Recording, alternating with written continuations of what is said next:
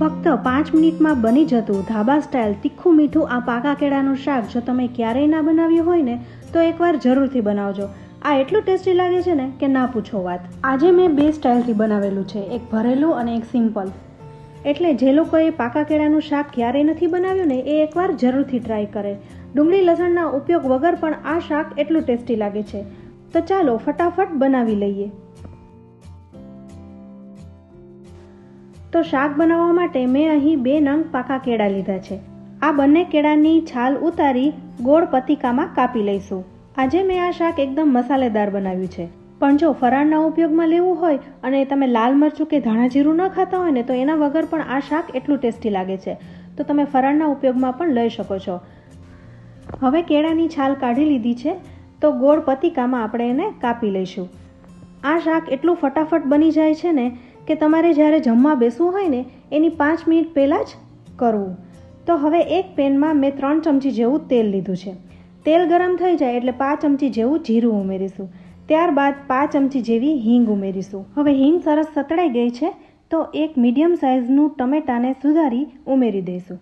સાથે લીલા મરચાં પણ ઉમેરી દઈશું. અહીં તમારે જેટલી તીખાશ ખાવી હોય એ પ્રમાણે લીલા મરચાં ઉમેરવાના છે.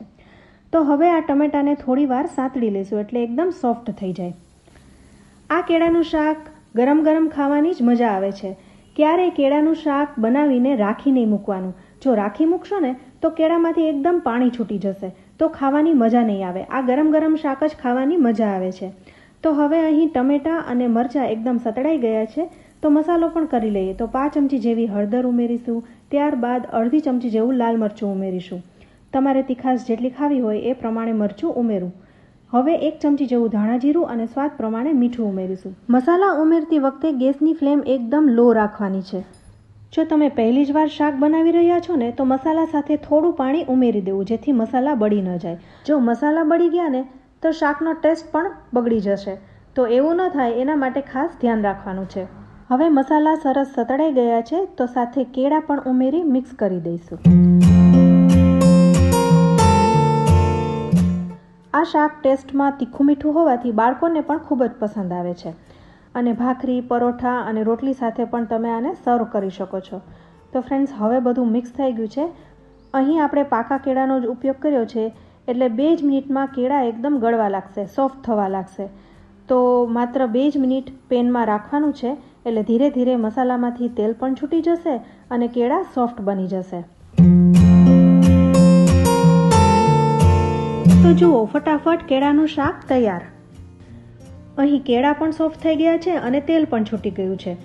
તો કોથમરીથી ગાર્નિશ કરી લઈએ અને એકવાર મિક્સ કરી લઈએ.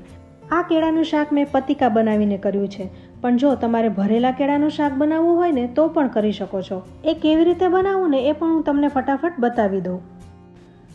તો અહીં મેં 2 નંગ મોટા કેળાના છાલ સહિત ટુકડા કરી લીધા છે. હવે મસાલામાં 1 ચમચી કાશ્મીરી મરચું, 1 ચમચી ધાણા જીરું, 2 ચમચી સમારેલી કોથમરી અને અડધો ઇંચ આદુને ઝીણું ખમણી લઈશું.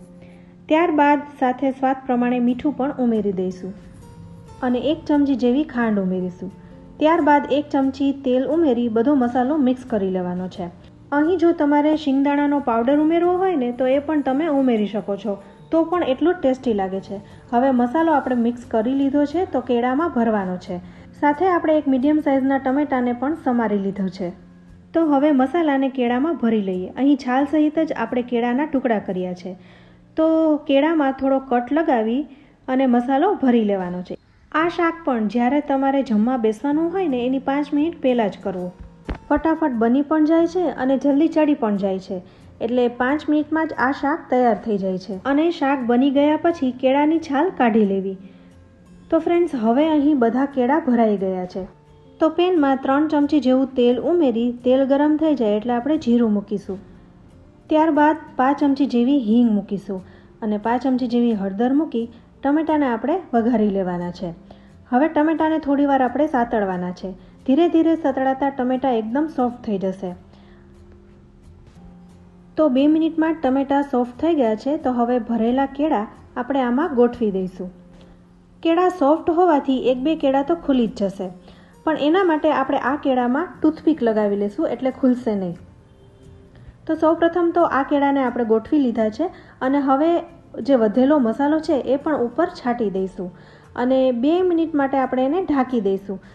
સાથે મસાલા બળી ન જાય ને એટલે આપણે થોડું પાણી ઉપર છાંટી લઈશું, જેથી થોડી ગ્રેવી પણ થાય અને મસાલા એકદમ સરસ રીતના ચડી જાય. હવે અહીં કેળા એકદમ સોફ્ટ હોવાથી કેળા છે એ થોડા ખુલી રહ્યા છે, પણ સૌથી પહેલાં આપણે 2 મિનિટ માટે ઢાંકી એને કૂક કરી લઈએ. તો 2 મિનિટ થઈ ગઈ છે અને એક કેળું છે એ ખુલી પણ ગયું છે. તો આપણે આમાં ટૂથપીક લગાવી લઈશું, જેથી કેળું એકદમ બંધ રહે અને મસાલા એકદમ સરસ રીતના અંદર સુધી ચડી જાય.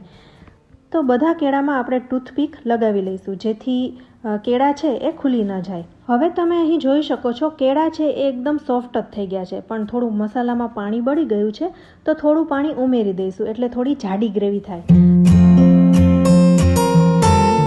હવે તમે અહીં જોઈ શકો છો કેળા છે એ સરસ રીતના ચડી ગયા છે. તો બસ માત્ર 1 મિનિટ માટે જ કેળાની સાઈડ ચેન્જ કરી લઈશું, જેથી કેળા બધી બાજુથી સારી રીતના કૂક થઈ જાય.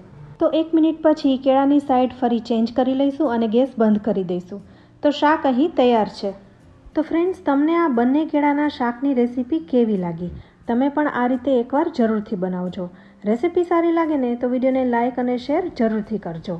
સાથે અમારી ચેનલ કિચન સિરીઝને પણ જરૂરથી સબસ્ક્રાઈબ કરી લેજો અને અમારા ફેસબુક પેજને પણ લાઇક કરજો. તો ફરી મળીશું આવી જ એક ઉપયોગી રેસીપી સાથે. ત્યાં સુધી આવજો.